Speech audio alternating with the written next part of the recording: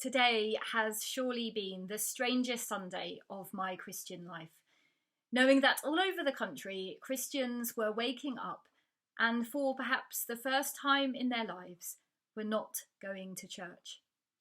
As a priest, I'm extremely lucky to have been able to quietly go into church at the normal time and at 11 o'clock say Mass on behalf of the congregation and of the people of this parish.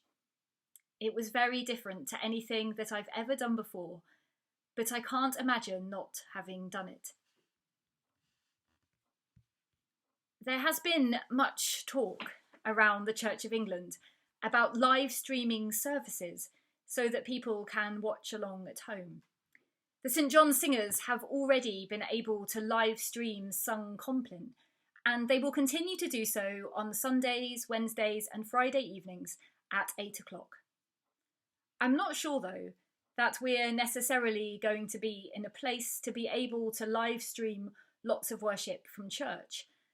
And I'm not entirely sure, if I'm honest, that it's the answer to developing our spiritual life in this crisis. Today is Mothering Sunday, as I'm sure many of you will be aware. And the gospel that we might have had in church is a reading from John chapter 19, the moment where on the cross, Jesus gives his mother Mary to John, our patron. There is, though, another option for the gospel reading for today, and it feels perhaps that might have been more appropriate. It's a story from John chapter 9, the story of a man born blind, and an intriguing dialogue of confusion, mistrust, denial, and faith. The man himself is expected to be able to explain something for which he has no explanation.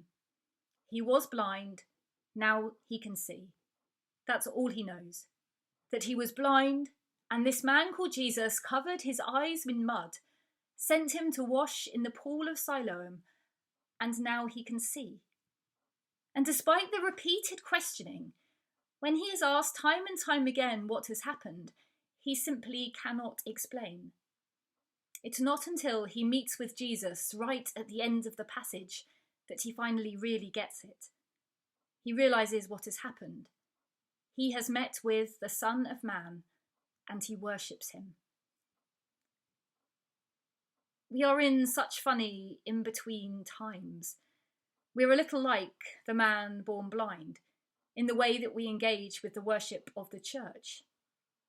I think there might be a danger of just watching it on our computer screens, that our engagement with it has the danger of becoming something like our engagement with EastEnders.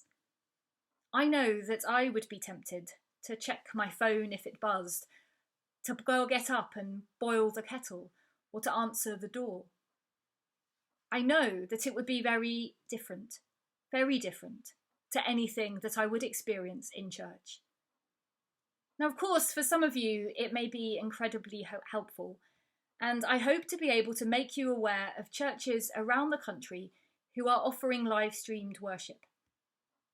It might actually give you a chance to experience something you otherwise would never have seen, in a church you've never heard of, in a part of the country where you've never been, and this in itself is, of course, good. But there is a deeper level to which we can be with the worship that is happening when we can't be there ourselves. Whilst it might be easy to explain how this happens when we're watching something, to think of it in other ways may be a little harder to explain. We enter the space like the man born blind, a space where we are between knowing and not understanding. A space between knowing that the worship of the church is there and that we are part of it, but not really understanding how this happens. It's a space of receiving a spiritual communion, whilst being devoid of so many of the normal things that are around you during worship. Hymns, smells, the building, candles, the noises, the journey there, and of course, each other. We are asked to enter a space where we know that the Son of Man is there, but he's not in the place where we would normally look. All of this takes practice. And over the next few days, I hope to be able to put together some resources, both online and on paper, to help you with this. Remember that the man born blind found himself suddenly navigating a whole new world.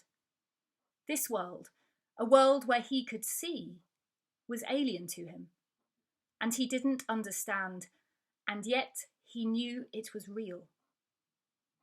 This is where we stand as worshippers today, in a whole new world of engagement with Christ that we perhaps didn't know existed, but it is real. A lot of difficult things to understand. This world has gone something like topsy-turvey and upside down, but we can say one thing for sure.